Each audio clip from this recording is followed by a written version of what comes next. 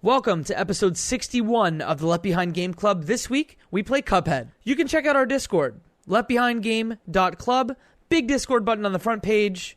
But now, it's my time to shine. Me. Well,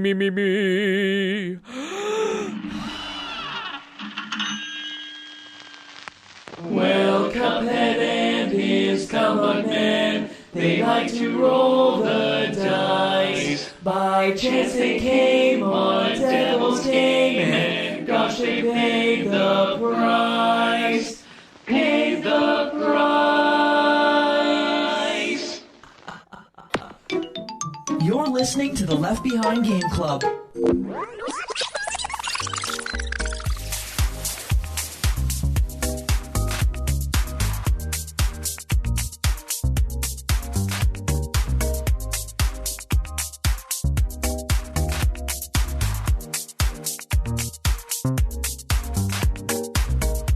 Welcome to another episode of the Left Behind Game Club, our never-ending attempt to make sure that no game is left behind. I am your host, Michael Ruffolo, and today I have two friends, a friend who's coming back for the third time, Mr. Shane Chiasson.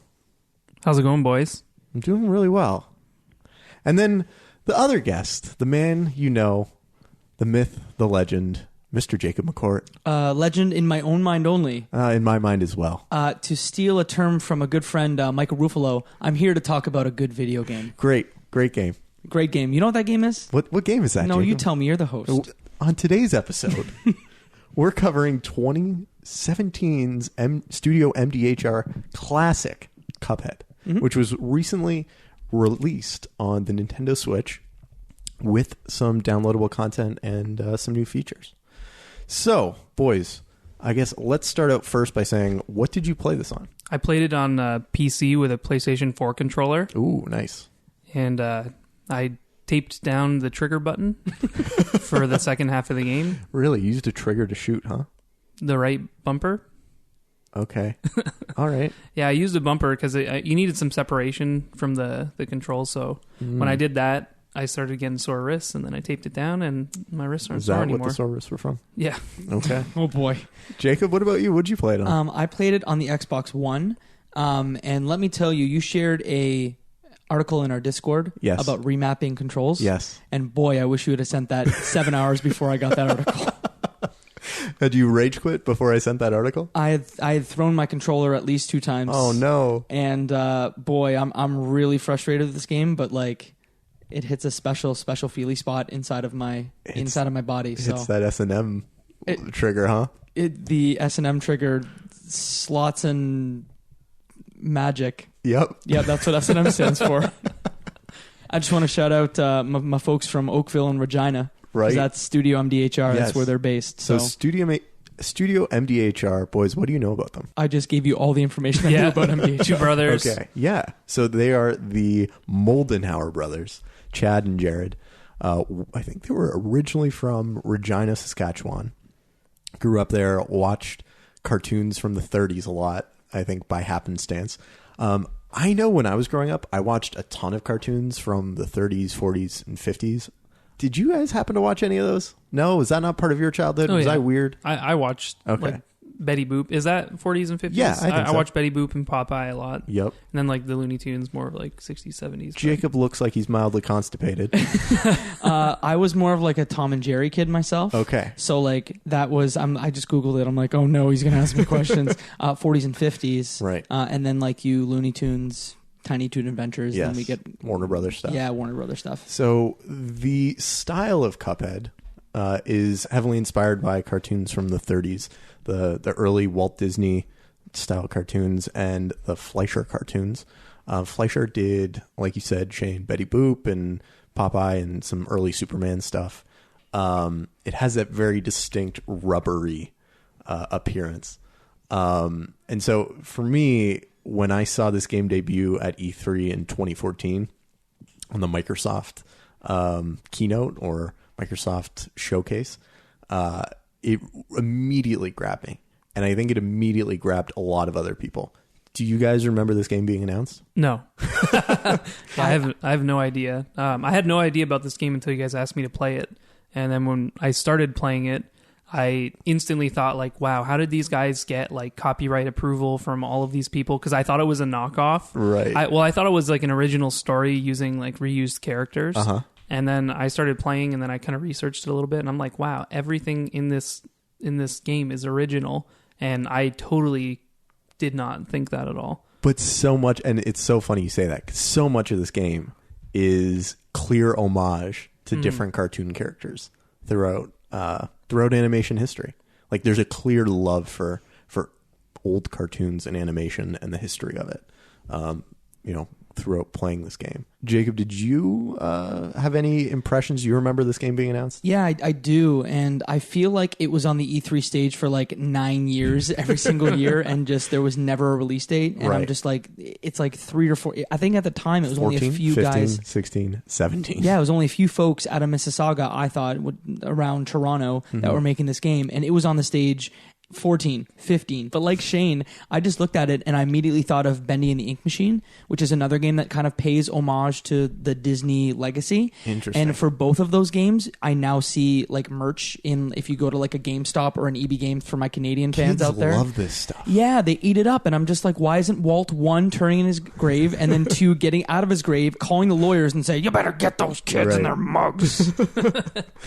So I was playing this game, and my little cousins come over, and they not only know the Cuphead theme song perfectly, not ever having owned an Xbox, but only because apparently kids love it on YouTube. They knew the Cuphead theme song so perfect they could sing it all, and they danced it. You know, What? Cuphead and Mugman at the loading screen are like doing their hip swinging dance as people sing. They knew that, and then my little cousin, I handed him the controller because I was like, it was going to be fun to watch someone worse than me. And he just decides to upend and go around through all these little secrets.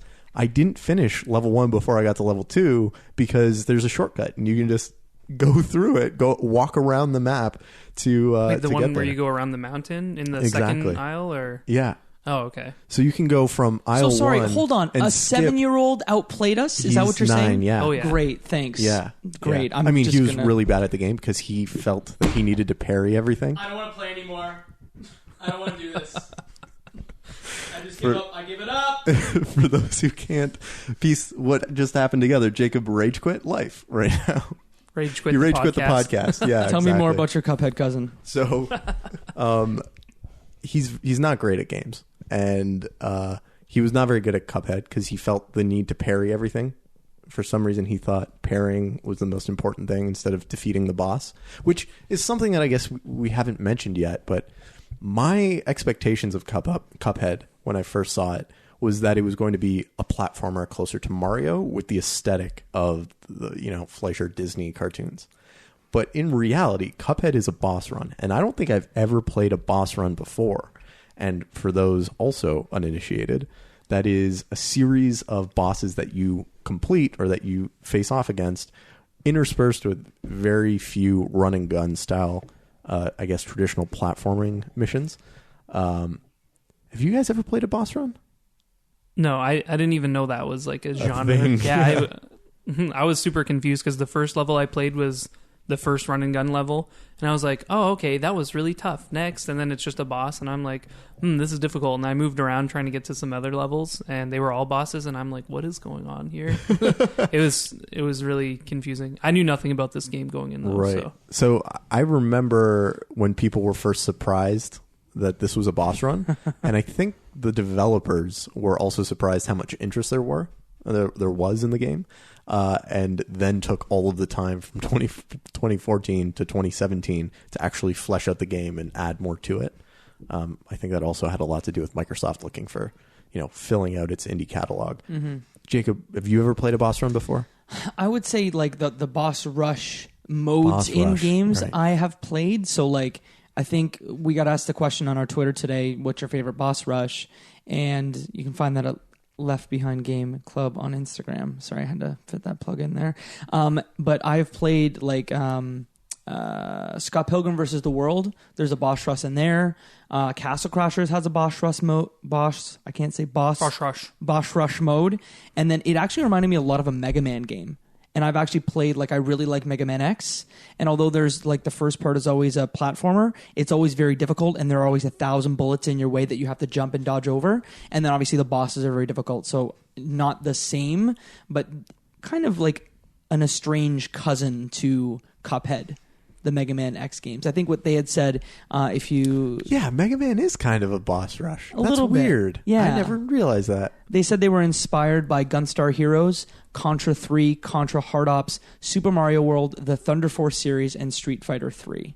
Interesting. Those are the inspirations for the game. Interesting. Which makes a hell of a lot of sense when you think about it. Yes. So now that we kind of know what Cuphead is and where it came from and what it looks like and what it plays like, I just want to get this out of the way. Boys, did you like this game? Shane, what do you think? I love this game. It's super annoying and really difficult, and it's really good. I also love this game. It does such a good job of being punishing, but making you feel like you're making progress, even though every time you die, you start right back at the beginning. I felt the progression. I felt myself learning the patterns and having them deeply ingrained in my brain and becoming muscle memory, that there was like a real pleasure in it. Jacob, you're not looking like you're agreeing with me on this. I appreciate Cuphead. It's about as much as I can ask, I think, really. I liked it a lot more than I thought I was going to. I can't believe... Yeah. I don't know why I agreed to play this game. I don't know either. I'm my little soy boy. I'm a soft boy TM, and I really struggle with it, but I'm surprised at how much I enjoyed it. I would say I like this game. Okay. Whoa. Yeah. I don't love this game, but I like this game. I remember... So, we've got a policy to try and not talk about the game as we're playing it. Save some of our hottest takes and reactions for the pod. But I remember telling you on multiple occasions, like, Jacob, I know you don't like really hard games, and I would prefer to see you with a full head of hair the next time. So you don't feel the pressure to like beat this game. And every single time you're like, yeah, no, I'm gonna keep playing. Yeah, my voice was progressively higher pitched as I went on and through this game because boy, it's hard. It is a hard game. Yeah. So where do we start talking about how hard it is? So, what is the first boss we face? Well, like, do you want to describe the setup of the game first? It's a very easy setup. Go for it. You enter a casino, you and your pal Mugman, and you end up winning a lot. You roll the dice, and you just keep winning. And I believe the Dice King comes up to you and says, "How about one more bet, kids?" And say, "If you lose your souls." Like, this is how I imagine this game with the music and whatnot. So they roll, and it's Snake Eyes, and they're like, "Well, too bad you lose your soul, but there's a way that you can get your soul back, and it's by getting all the other souls in this whole world. Good luck. Get the hell out." Yep. That's the whole setup of the game. Yeah, which is mildly refreshing considering it's not your princess is in another castle. Mm-hmm.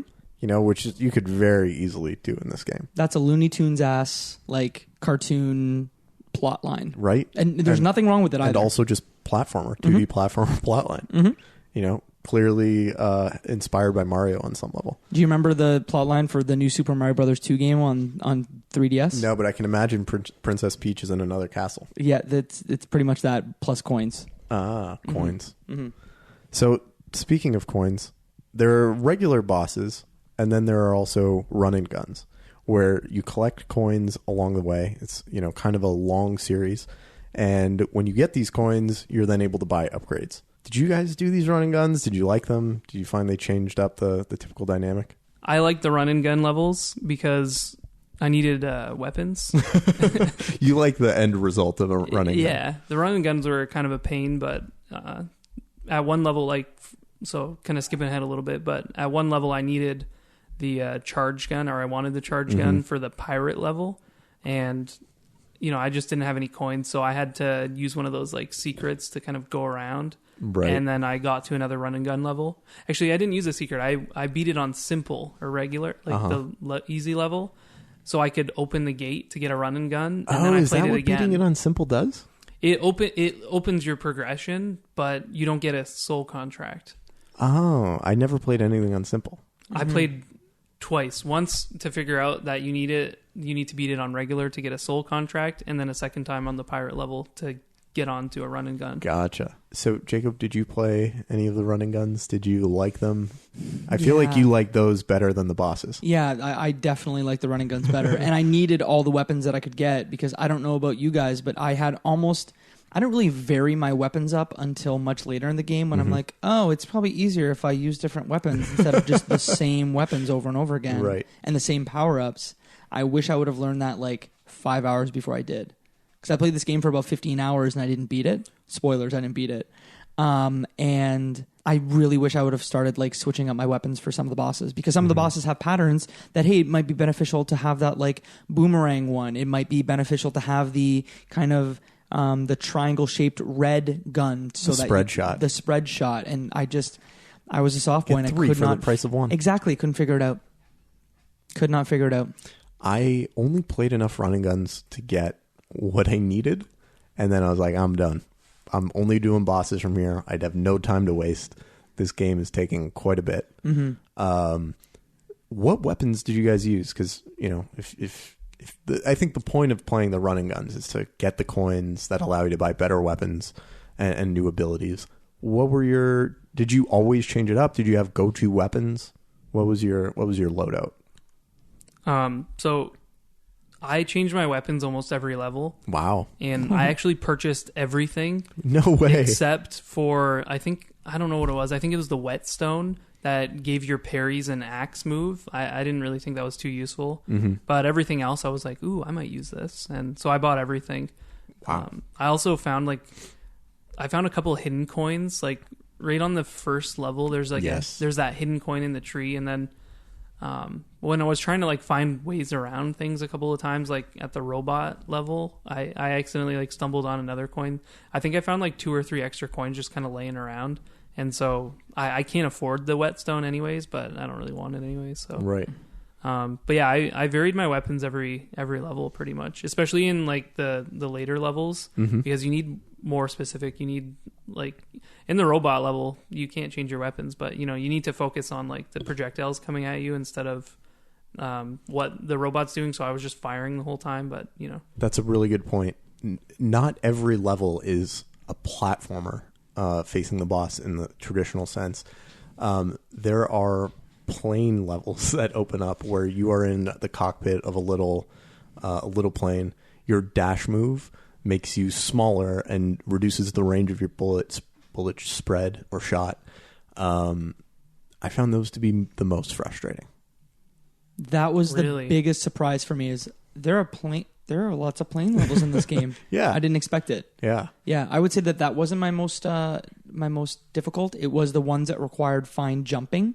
So there's maybe 3 or 4 of those that you have to jump on platforms or jump on clouds, and I could not focus on avoiding bullets, jumping on clouds at the same time. Matchstick is the worst dragon boss. level. The dragon is the worst. Yes, agreed. I hated the dragon so much. And here's the thing: I found the first 2 forms of the dragon so easy.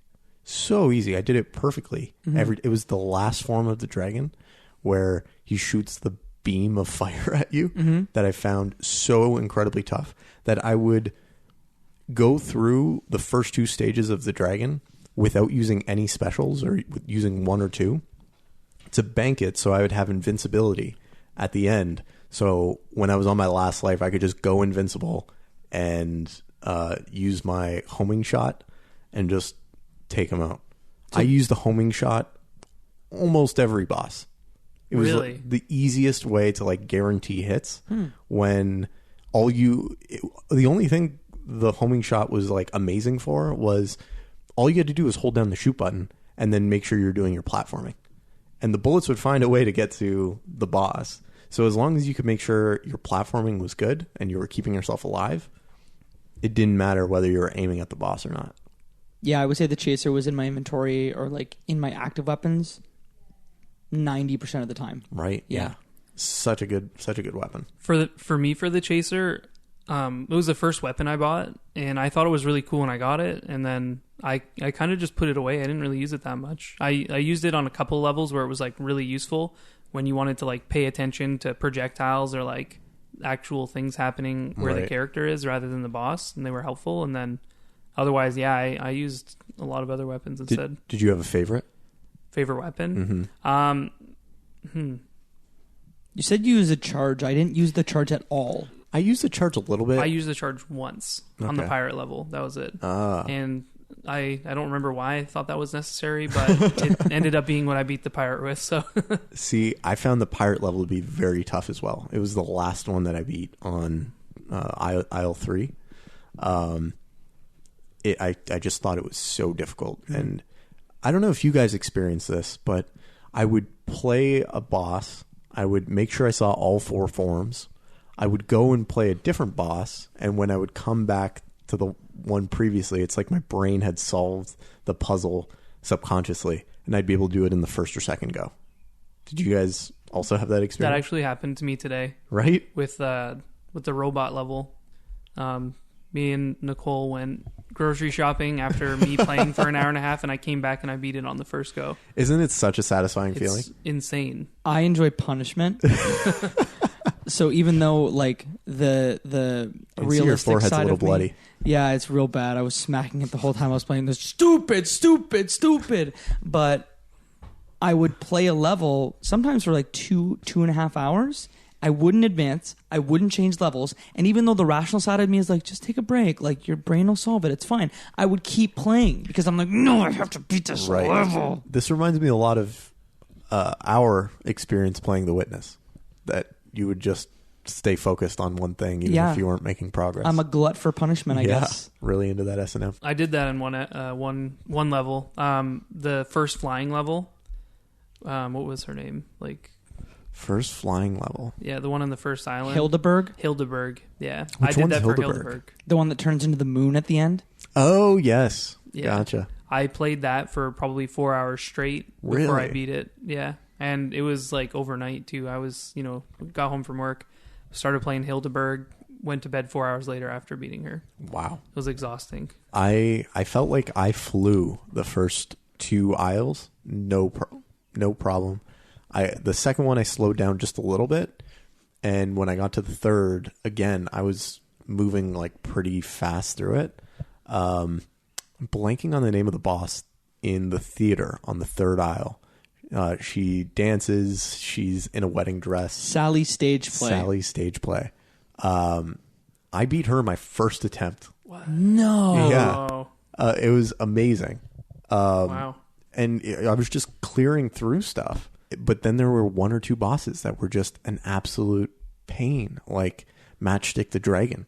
It took me forever.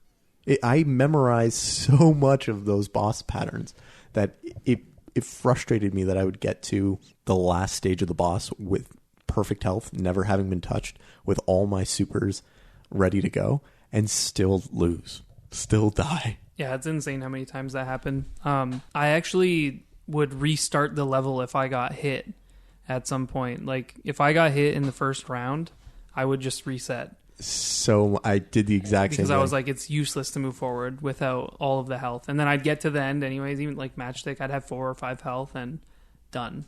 So did you often use the extra HP tonic? No. Okay. Always. Always, huh? Always. I didn't change my power-ups at all. It was always the one. Really? The one extra health, even though you were weaker. And then when you got the second extra health, I never changed my power-up. I needed it. I'm terrible at video games. I Right. needed the extra health. I loved the parry and the smoke bomb too much. I use the smoke bomb Yeah. infinitely. Smoke bomb got me through the whole game. When I took the smoke bomb off, I was terrible and you don't realize, I guess, like, but when you're playing with the smoke bomb, you're playing a different game. It's like the controls are different. Like, you have to dodge things more actively. You got to pay more attention. Mm-hmm. Smoke bomb helps out a lot. Oh, so much, especially when you get to King Dice at the very end. You pretty much need it. Yeah, absolutely. Like there are so many of those bosses that are hard to beat if you don't have the smoke bomb. And what does a smoke bomb do exactly? So what it does is it takes your dash, and instead of having your character dash across the screen, there's a puff of smoke when you hit dash and a puff of smoke where you appear. So you don't get hit in between. So it allows you to just phase through enemies that are coming right at you. You can even go through enemies. Like if you're running and there's an enemy like just stationary, you can just go through them. Yes.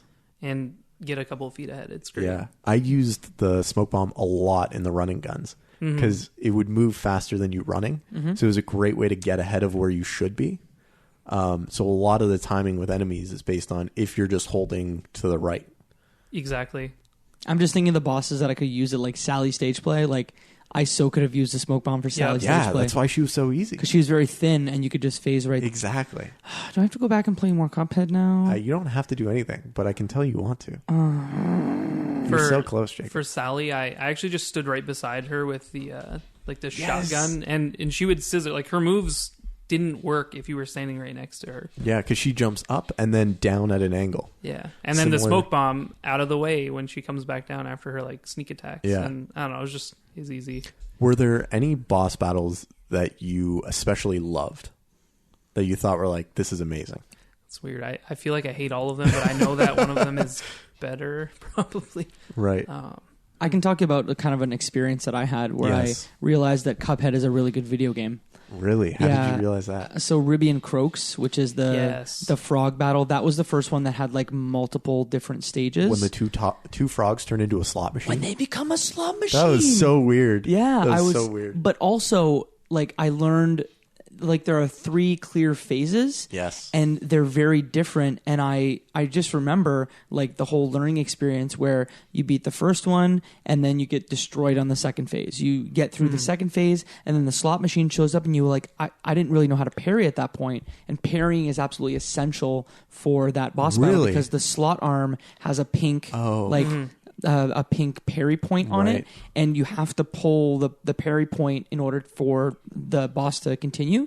And that was the point where I realized that this game is torturous on purpose because it's trying to show you that 1, you can get better, and 2, you can get better. So I love games like that are especially hard, that don't give you more experience, don't give you more ammo, don't give you a stronger weapon, and continuously get harder, because it gives you that sense of mastery that you are getting better and you are the reason why you're progressing.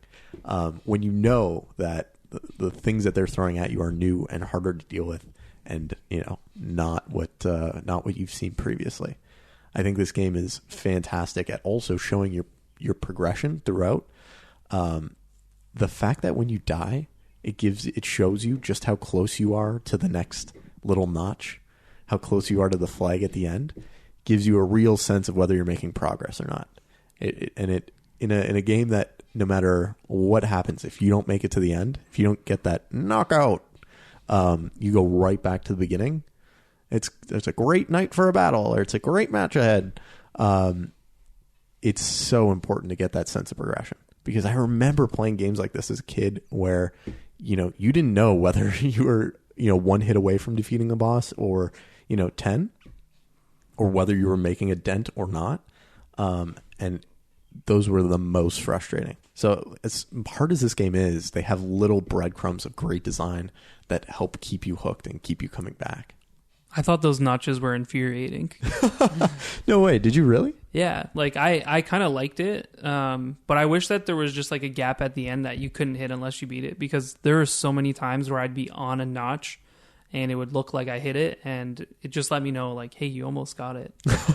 So you hated knowing how close you were. I hated the notches because, like, I was good at the level, and I got better at it, and then the last notch came on those things, and like just knowing that I was like maybe 1 or 2 hits away from winning just bothered me, and I'm like, oh my god, this is taking so long. It's like 4 hours in, and I'm just like, oh, I'm almost at the last notch, I guess. Yeah, the amount of times that I got to, my character's on the final notch, and yet I'm probably 1 or 2 hits away, is way too many to count, and I'm just frustrated at myself while thinking about it. Being like, you Rube, you were so close, but yet so far. I just wanted to share a quote with from Andrew Webster on The Verge. He said, like many similar games known for their brutal difficulty, dying in Cuphead isn't really game over, it's a chance to learn. Right. And I thought that was like the ultimate way to describe my frustration and my satisfaction with Cuphead. Right, because it makes you feel so good when you learn, in the same way that like a Dark Souls game or a Souls game. I never thought I could beat this game. I I thought it would break you. I'm going to be honest. When you said you wanted to play this game, I was like, great. I'm going to be putting Jacob back together at the end of this. And I'm going to have a couple of late night calls, just randomly crying into the phone. But yo, you never complained to me about this game. Well, there were a lot of expletives. Frustrated. A lot of but you never complained to me. You're never like, I hate this game. This game is the worst. It always came across like I am failing and this game is pushing me. Yeah, but you are going to have to pick me up off the ground like a fallen mug off the counter and super glue me back together. But that's what friends are for, right? That's what friends are for. I'll super glue you back together, bro. Thank you. Same. I might need help with that. Thanks, Shane. I know you're the handy one around here. I think I also had like the same kind of revelation playing the frog level as well. Like before that, I was kind of wondering like, what is this game about? What am I doing? Like, why is every level so different? Why is this so difficult? And then in the frog level, it kind of clicked. It all clicked together for me, and that's kind of where I got good at this game. And then moving forward, I always knew that it was a challenge, like overcoming myself, overcoming my reflexes, and like how much my mind could handle of the game. And I just got really focused. And yeah, it was the frog level that kind of put it together. Because I think actually the frog level was also the first level I played and lost.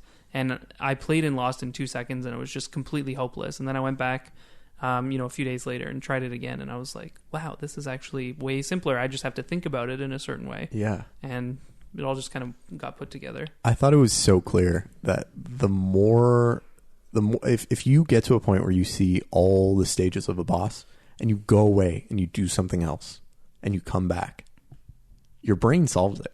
You figure it out. You internalize the patterns. You just need to not be hitting your head against that wall continuously. Spacing effect, right? Is that what it's called? I think so. I know it's a thing. Yeah, I think that's more about like spreading out studying, and that you learn better as you spread out your studying time. Instead of doing 8 hours, if you do 4 sessions of 4, you learn better. That's why cramming doesn't work. Exactly. That's what cramming doesn't work. Don't cram Cuphead. I'm so glad I started this game the day we were done Night in the Woods. I kind of crammed Cuphead. Like, I played at least an hour each day for about 2 weeks. And at the end, I had 3 or 4 bosses to go in aisle 3. And I knew I had to do King Dice. And I knew I had to do the Devil. And when I crammed at the end, I was actually able to get all of aisle 3 done. But King Dice could not cram around him. No dice. No dice. You stole the joke right off my lips.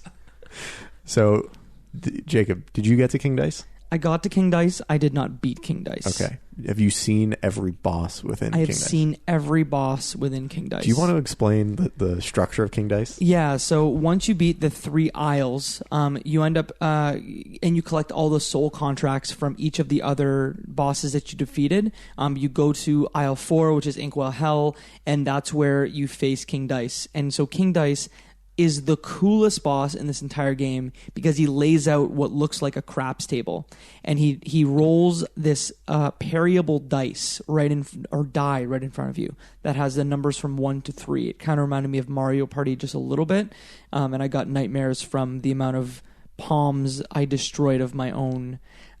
So you parry the dice, and then it either rolls a 1, a 2, or a 3, and you actually have a lot of agency in choosing like what number that you want to come up. And as you pick 1 to 3 on the actual like craps table, almost you move from left to right from numbers 1 to 9, and there are essentially 9 bosses that you can face to go across this craps table up until the end. And it usually takes you anywhere from 3 to 5 bosses to get all the way across the craps table. I think you can do it in 3 if you roll really well. But should I kind of go through the bosses one by one, or how do you want me to talk about this? I think we should just go through, what bosses we liked in there and which ones we didn't. Do any stand out as bosses that you would choose to go through? Yeah, I think if I had my ideal... You were very quick with that answer. Path, yes. Well, I read articles, like Polygon has an article where they're like, hey, this is the ideal way to do it. Right. I don't actually agree with them, but... so who do you tackle one? Mr. Cigar? So, Chips Bettigan. Which one's Chips Bettigan? Chips Bettigan is... Oh, with the stack of chips. The stack of chips. He's so simple. Wow, the cigar is so easy. I could never avoid the rounding flames. Like got me 1 out of 5 times. When the flames come at you, you walk to the right, and then you walk back to the left, and then they float over you. Chips Bettigan is easier. Okay, Chips Bettigan with the homing missile is simple. like so easy, especially with the smoke bomb, where you just dash through him coming at you. You don't even have to jump; you just phase right through it. Yeah. Which I found was a very common theme with these bosses. I did that with the roulette lady, the Russian roulette. Yep. I did that with blanking. There's another one that I did that a lot with. I got very familiar with these bosses, and now I'm blanking on them all. Well, let me give you the first 3 first, Sure. and then we can talk about it. Tipsy Troop, which is like the 3 different alcohols. Hated them. So I difficult. thought they were the hardest out of all. Oh, sorry, hardest except for number 9, the stupid monkey that you're in the plane and stupid monkey that you got to play the match game with. Hated that one the most. But number 2, very close number 2, these 3 drinks, because the one that tips over and spills across the ground doesn't give much of a warning and does it very immediately. So if you get, it's an easy way to lose life there. Shane, out of the first 3, so Tipsy Troop, the 3 drinks, Chips Bettigan, the stack of chips, and then Mr. Wheezy, the cigar. What do you think the easiest one is? Well, the cigar is the easiest one for me. But then now that I'm listening to like Mike here saying he had the smoke bomb installed for chips, like I thought chips was the hardest, and I didn't have the smoke bomb installed. Now I'm thinking like, wow, wow. Yeah, he definitely makes it so easy because you just turn on the homing weapon and you just wait until he starts moving towards you, and then you dash once. And if he's in the form where he sends a middle stack and then the low stack to hit your feet, you just phase twice, and you're home free. I never even thought about changing my setup like in between bosses there because like Could you? I'm In yeah. King Dice, you could change in between. I don't No, know. I don't think I you didn't. can. But Oh. like I'm thinking like maybe you can, right? Because don't like think it's you not an can. active battle. I don't know. I'm gonna have to go back and check. I don't think you can. I think I tried. I played King Dice for a Okay. long time, so it's been a while since I started. Well, that's why I didn't want to change it then, because like after I beat the first one, I'm like, okay, this is how you beat the first one, and like now everything else needs to conform to that, and I kind of just like didn't like move any of my my stuff around. Jacob, what are the next 3?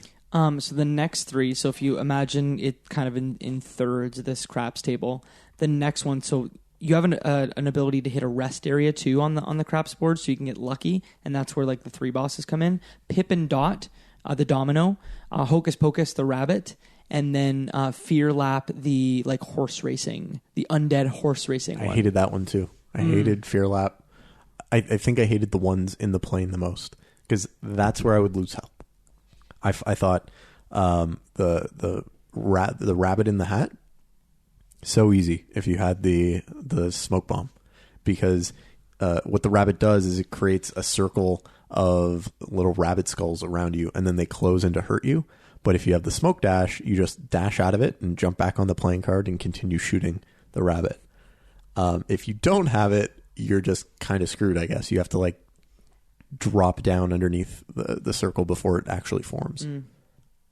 Yeah, I'm I looking don't- at Shane and I can see the gears turning. I He's like, don't- oh, damn, there was an easier way to do that. Yeah, I'm like thinking now, like, because you can also land on spots on the craps table to get extra health, but I was using the extra health basically just because I was like fearing for my life. I didn't really realize how it worked at first, but Okay. then I just kind of kept it the same. But yeah, I did really well at the dominoes, and I actually every time I replayed, I got the dominoes, so I didn't even play their You would intentionally aim for the dominoes. yeah, just because I beat it once, and so I was like, okay, well, this one's. I thought Dominoes was the easiest of all of them that I played. Hold up. It sounds to me like you didn't actually play all of the bosses. Did you play all of the bosses in King Dice? No, Oh my god. I don't know how you did that. I got. How many times did you go through King Dice? I have no idea. Yeah, how many deaths did you have? Wait, are we doing that now? I think we should do this. Okay, We want to do it now. Can I just share my thought about this? Sure. Hocus Pocus was the hardest one. Get out of here. It's so easy. I don't use the I can smoke perfect bomb. it right I don't now. use it at all. I kept the health. I never changed my power I could do it blind just by to the me, audio cues. Pip and Dot and Phear Lap were the easiest ones. Phear Lap was so easy. I hate you. How? The stupid jockey that was a ghost that would fly up every time it got level with you was a pain in the butt, especially because you didn't know where that present was going to land, and it has such a tight damage cone. Yeah.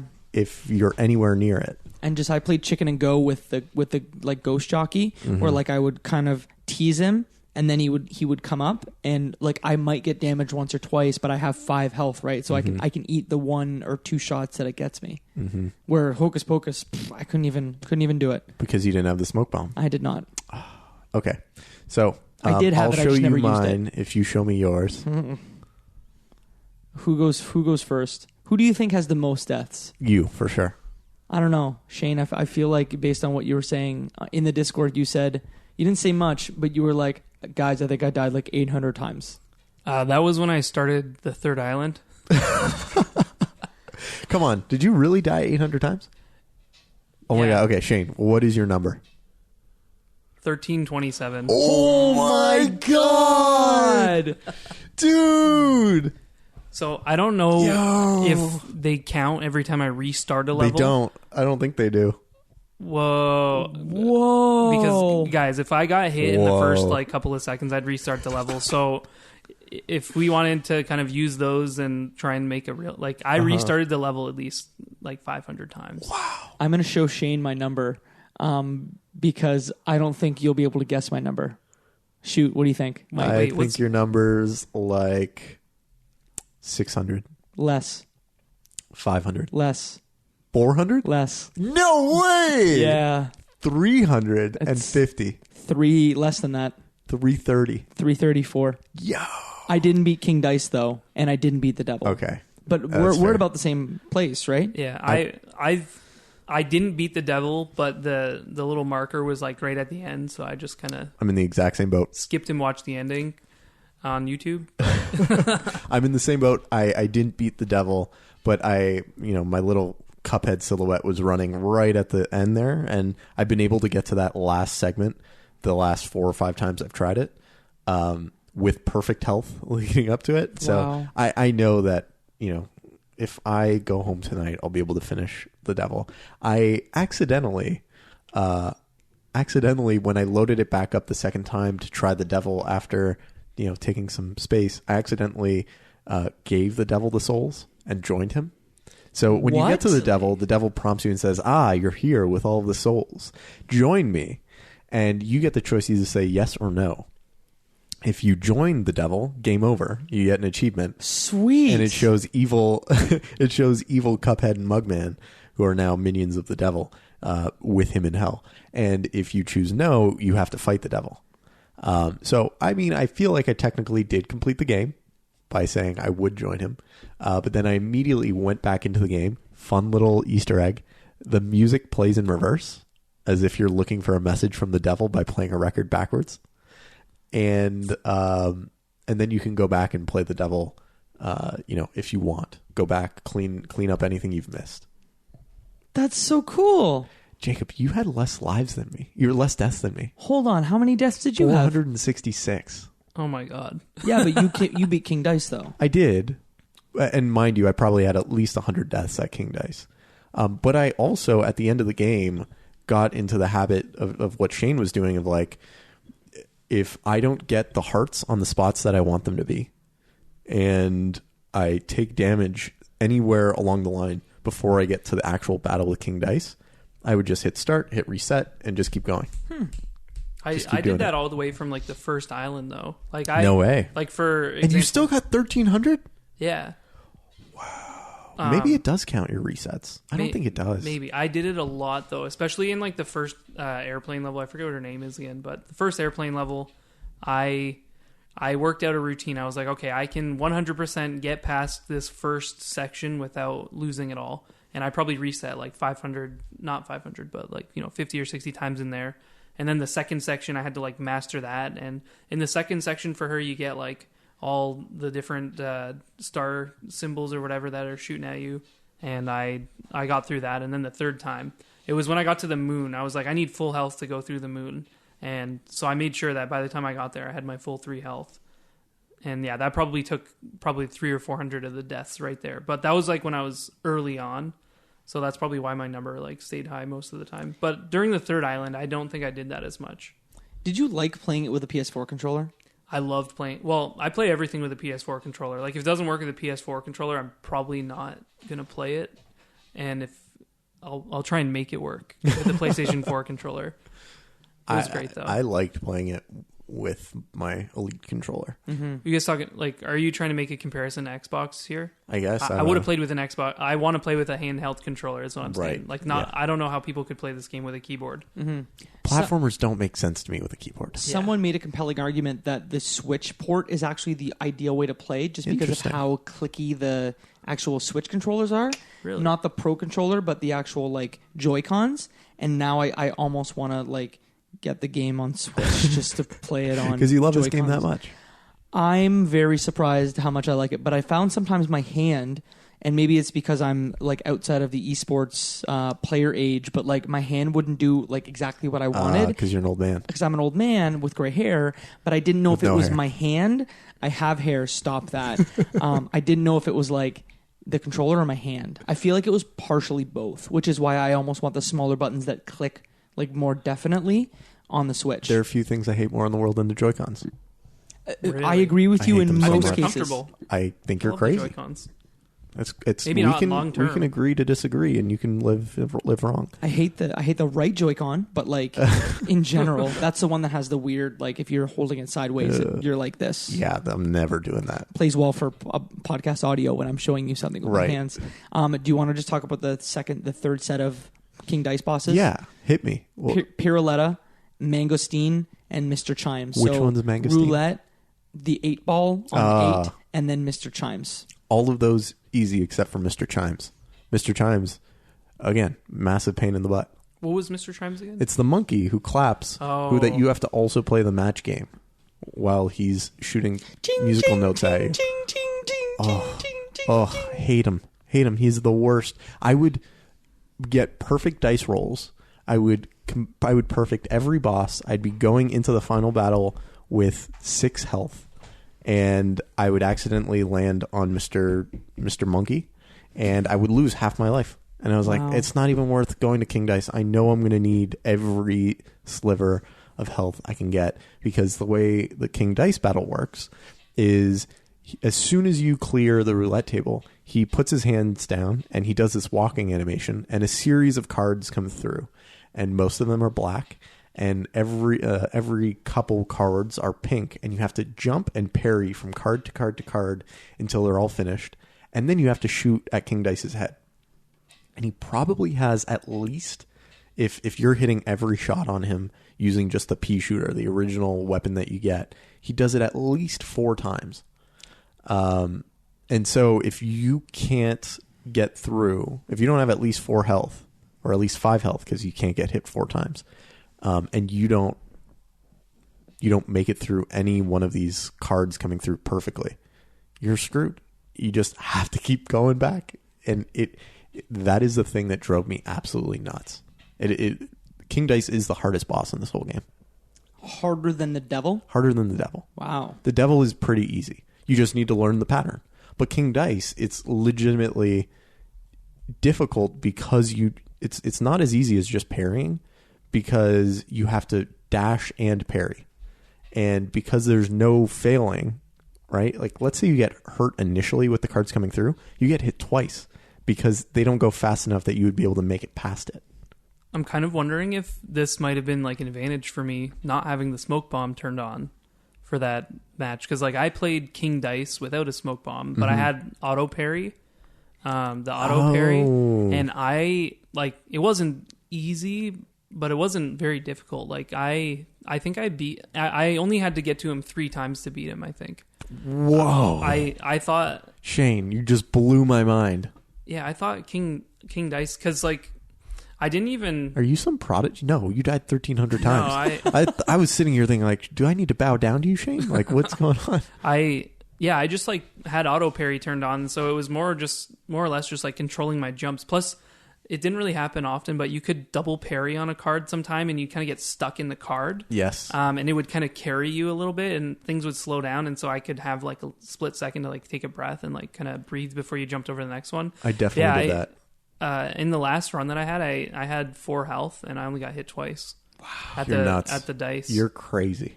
That's amazing. I never made it to King Dice himself. Like I would always get stuck on Mr. Chimes, or the one time, and it breaks my heart, there's a start over space on the actual board. So I beat Mangosteen, which is the 8-ball, and then I rolled, I think, the 3, which you hit start over, and I had to start all over again. But that's okay, because like... Do you start over with the same health, or...? No, you have to start... Yeah. Oh, like it's a it death. just sends you back... No, it's not even a death. It just sends you back to spot 1. So if you have 1 health and you get sent back to spot 1, like might as well just reset the... Yeah. Well, I intentionally hit the reset, send me back to the beginning if I missed like a heart along the way. Because it's also so much easier the second time you go through, because you've cleared like, at least a third of the different options. I wish I would have known that, because I rage quit and turned off my Xbox. Come on, you didn't even try when you got sent back? No, I was so mad. Oh, okay. Because I was within striking distance. Right. Did you guys figure out the pattern to get which dice roll you wanted? There's a pattern. Yeah. I thought I was just kind of good at getting the dice roll that I wanted, but... So the way that I timed it, you would always jump when, and this is weird, okay, when you're at the opposite side of the number that you want to get to. And mind you, don't ask me how, there's a die with 3 sides. When it's supposed to look like there's 4. But whenever the 3 was up, if you jumped to parry on the 3, you would get the 1. If you jumped to parry on the 1, you would get the 2. And if you jumped to parry on the 2, you would get the 2 when it came back around. Now you would jump and parry on your way down, exactly. Right? Someone was saying that because you can parry on your way up. Yeah, but that's so hard. Yeah. I guess some people are good at it. My understanding was if you jump at it, let's say it's on the 3, you go to the 2 spots over. So it goes from 3, 1, 2, you land on the 2. Is that what you're saying? That's not what you're saying. No, what I'm saying is, so right after. If you go on the 3, right, it'll go 1, 2, if you land on 3, it'll go... Does it always spin the same direction too? No, it alternates directions. Yeah. The point is, though, it's always worked for me that if I jump on the opposite number that I want to land on, I get the number every time. And I was very good at being able to choose which bosses I got to fight. It was just beating King Dice was just the worst. I didn't really think about it as much as that to like know what my thought process was for the pattern. Like in 3 turns. No. King Dice in 3 turns. I still played through the whole thing like 500 times. Like that's not the kind of prodigy I am. I only got to King Dice 3 times, and I beat him on the 3rd time. I appreciate your dedication, Shane. I don't know if I would have been able to keep going if I died twice as many times as I did. I started in May. You started in May of last year. Yeah, May of 2018. Can you tell us about the devil a little bit? Yeah. He's multiple phases, right? He does, yeah. So first phase, he's sitting in a chair, and he does a variety of different things. He summons some orbs. He summons fireballs. He has rubbery arms that come and smack you. And while he's doing all of these phases, little demons are running from each side of the screen to come and attack you. So you have to manage both the demons that are running after you and also aim a lot of fire at him. Once you get past that phase, he jumps out of his skin and jumps into a hole, and you quickly have to follow him. And it's just his face on the screen. And you have to shoot into his eyes. And from his eyes spawn a battle axe that will kind of chase you around. And also bombs that can be parried. But if you're anywhere close to them and you don't get the parry, you're totally screwed.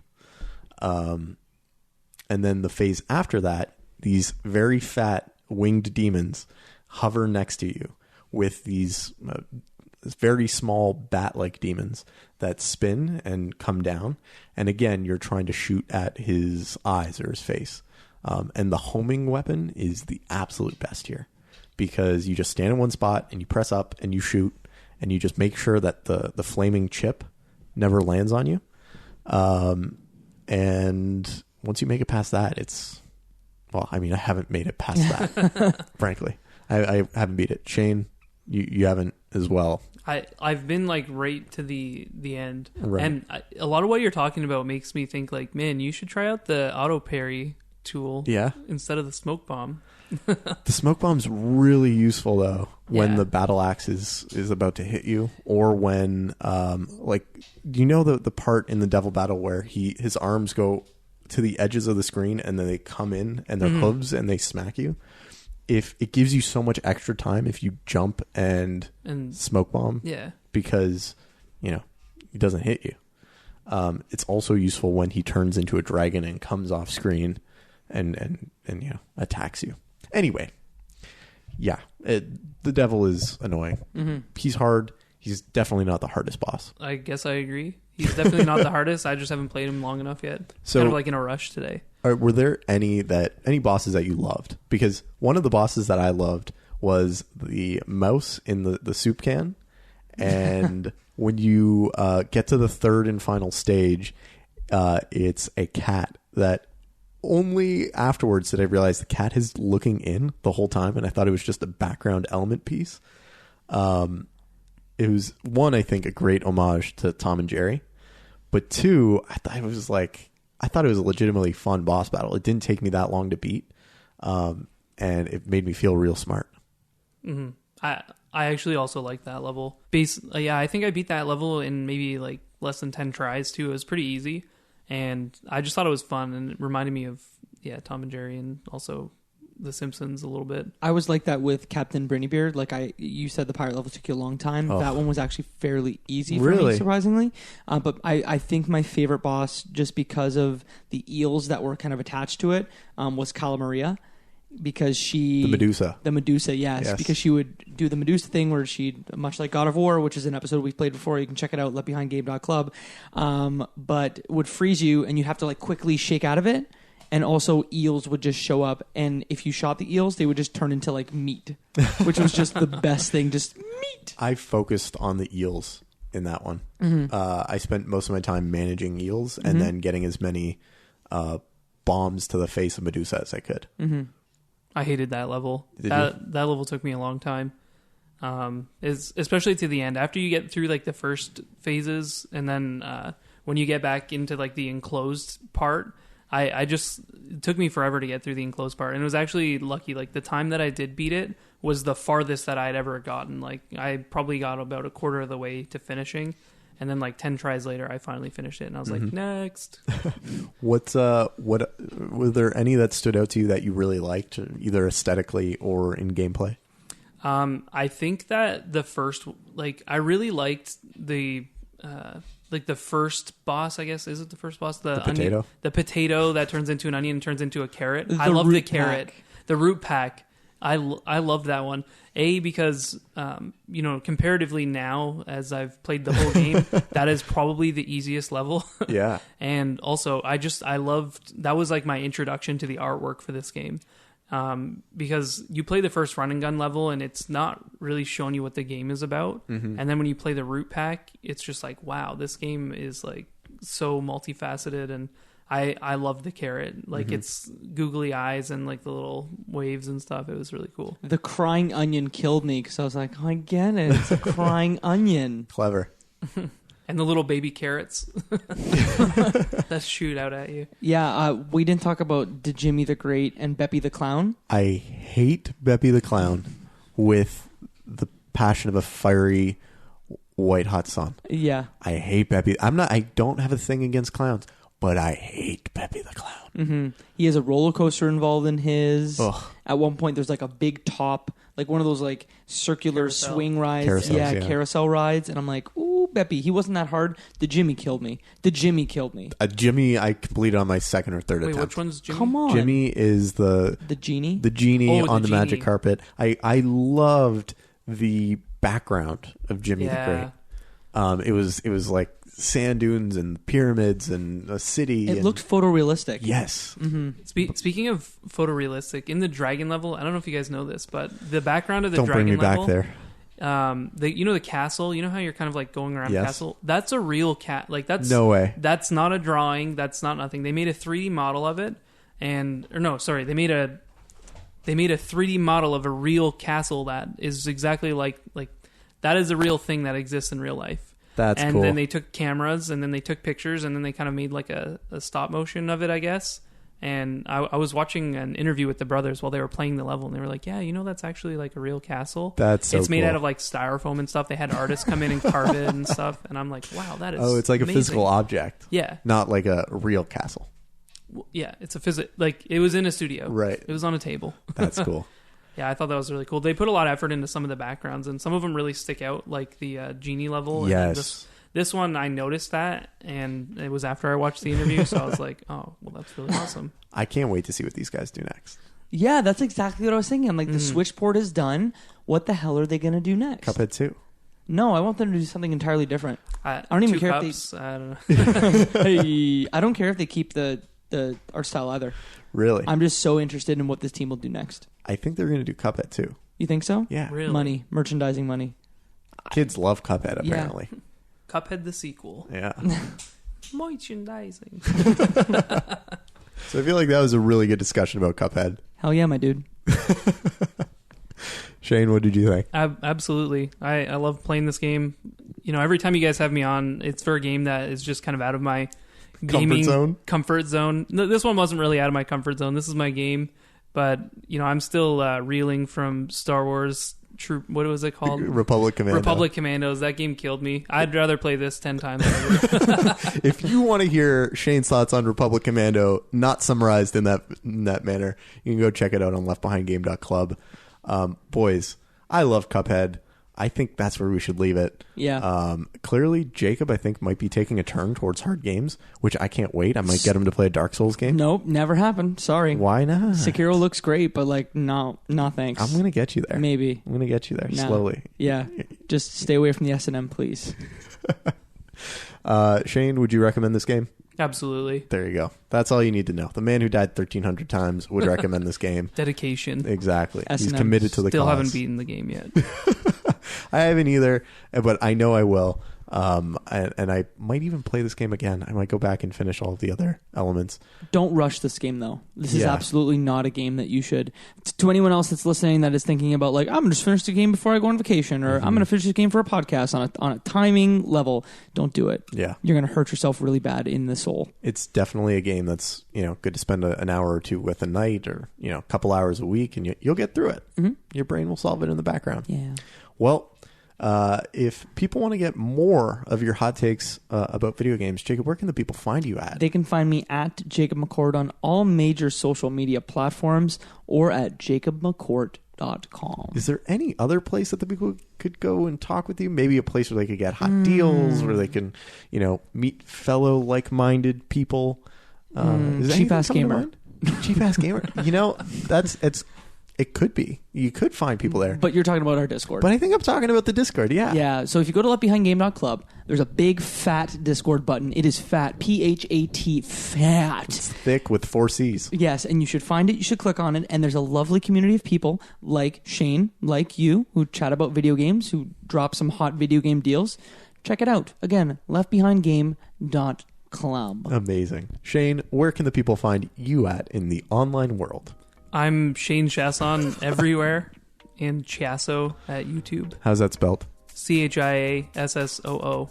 And 2 O's. Your YouTube content is kicking it up a notch. Top notch. Yeah, you're getting real good. Thanks, guys. I'm blushing. What do you like to do on your YouTube channel?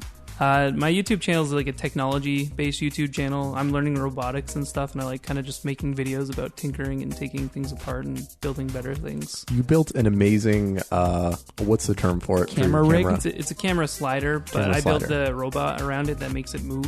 Yeah, and you Turn it posted the analog. code, right? Yeah, I posted the code. You can build your own, and it costs $50. This dude So dope. can do some stuff. Are we looking at the next big robotics influencer? Look, Elon Musk. when you get the views, I'll get you the deals. You can find me at RuffoloM on most social media platforms or michaelruffalo.com. And that, my friends, is one less game left behind.